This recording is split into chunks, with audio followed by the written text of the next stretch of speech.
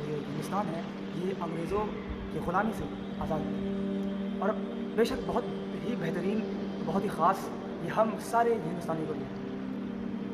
और लेकिन आपका सवाल होगा कि कल था, लेकिन आप आज बोल रहे हैं, आज वीडियो बना रहे हैं। तो इसका रीज़न ये है कि कल हम बहुत ज़्यादा ही बिज़ी थे, इसके लिए इसलिए वीडियो नहीं बना पाए। और फ़र्क नहीं पड़ता क्योंकि मेरा आज मकसद ये है, इस वीडियो का मेन मकसद ये है कि हम ये आपके सामने ये बात को रखें कि इंडिपेंडेंस डे जो हर साल आता है, उसका असल मकसद क्या है? हमें उस इंडिपेंडेंस डे यानी 15 अगस्त से क्या सीख मिलता है और हमें उस दिन क्या करना चाहिए? और हम यानी मोरल मैसेज क्या है उसमें? असल मकसद क्या, हम क्यों मनाते हैं? क्या सिर्फ झंडा फहरा लेना और जलेबी या मिठाई या कुछ मीठा बाँट देना और देशभक्ति गाना बजा देना, क्या यही काफ़ी है इंडिपेंडेंस डे के दिन, या बियॉन्ड इससे कुछ और है? ये इंशाल्लाह हमारी कोशिश होगी। तो जैसे कि हम सब जानते हैं, हम यहाँ पर बिल्कुल हिस्ट्री आपके सामने बताने नहीं जा रहे क्योंकि आप सबको पता है क्या है हिस्ट्री का।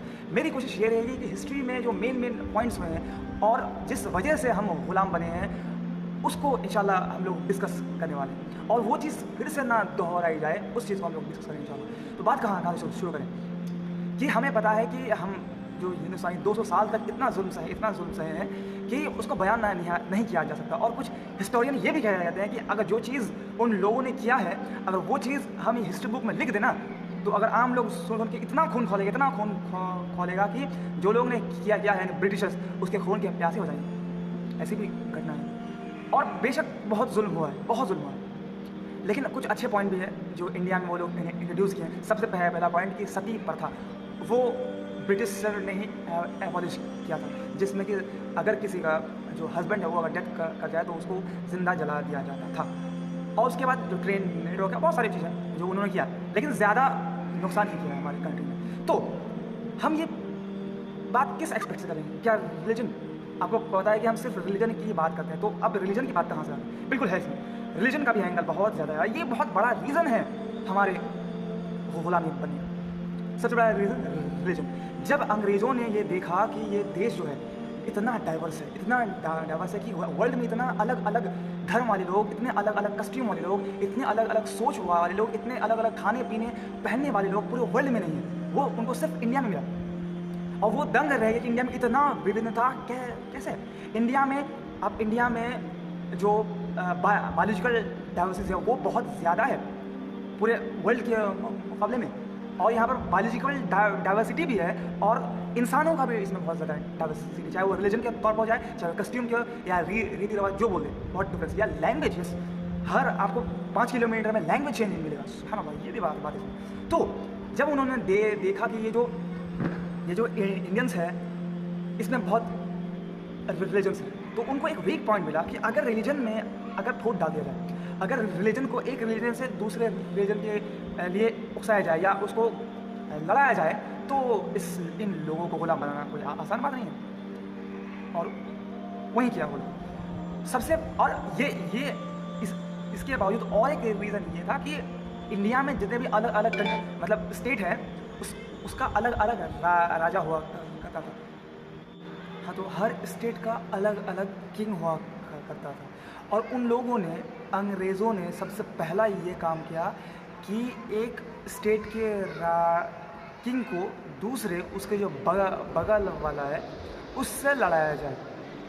तो वो चीज़ सबसे पहले उन्होंने किया उन लोगों ने, और वो इस चीज़ पर 100% खरे उतरे और उनका ये प्लान बहुत ही सक्सेस हुआ कि पूरे कंट्री जो इंडिया था, उसके कंट्री के राजाओं को लड़ाया उन्होंने एक दूसरे और डिवाइड किया और फिर वो किंग बन गया, मतलब वो इंडिया को कैप्चर किया।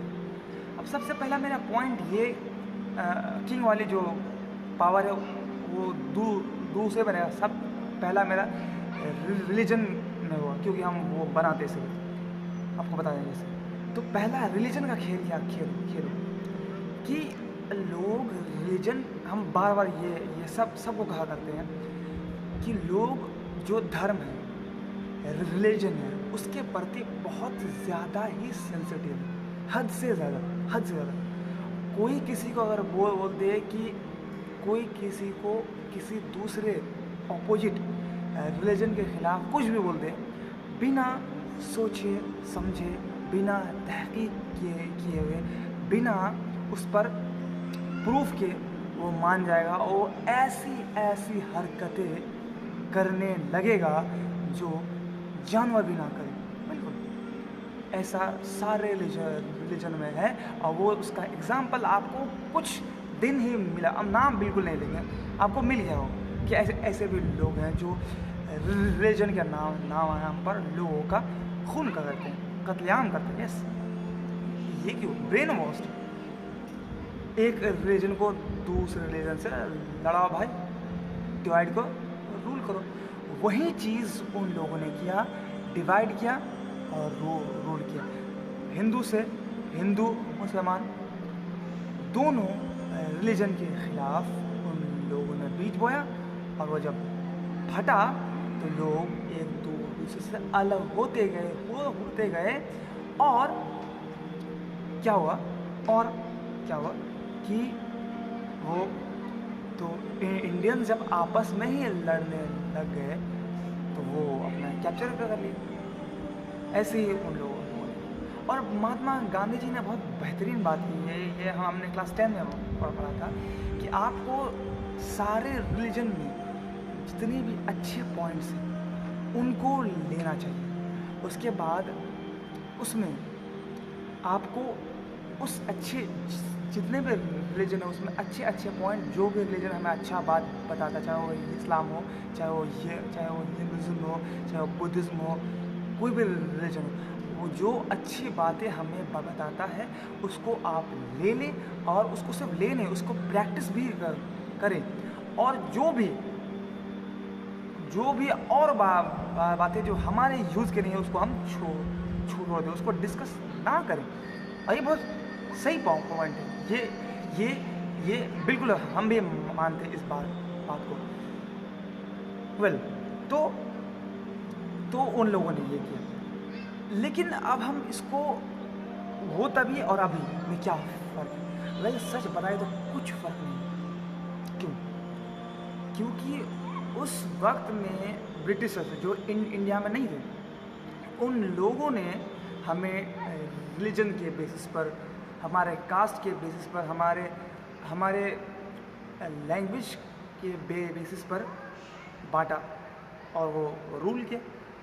और अभी मौजूदा हालात में पॉलिटिशियन सेम मिमिक कर रहे हैं, सेम टू सेम वही काम कर रहे हैं।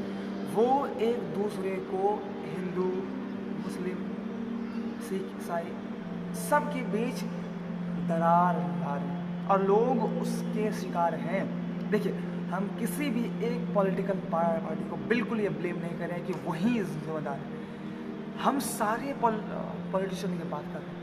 किसी के ज़बान में डेवलपमेंट नहीं है, किसी के ज़बान में ये नहीं है कि बच्चे कैसे पढ़ें, किसी के ज़बान में ये नहीं है कि हम नया मेडिकल कॉलेज कैसे बनाएं, किसी के ज़बान में ये नहीं है कि हम नया एयरपोर्ट कैसे बनाएं, किसी के ज़बान में ये नहीं है कि हम कम फीस में हमारे इंडियंस जो बच्चे हैं, स्टूडेंट हैं, उसको कम फीस में कैसे पढ़ाएं। और आपको बहुत हैरानी होगी कि इंडिया में प्राइवेट कॉलेज में पढ़ने के लिए, हम गवर्नमेंट की बात नहीं करें क्योंकि उसमें बहुत कम सीट है, हम गवर्नमेंट की बात करें। गवर्नमेंट में इतना ज़्यादा फीस है कि हमारे बांग्लादेश में उससे कम है, जो बांग्लादेश का भी छोटा देश हुआ करता है।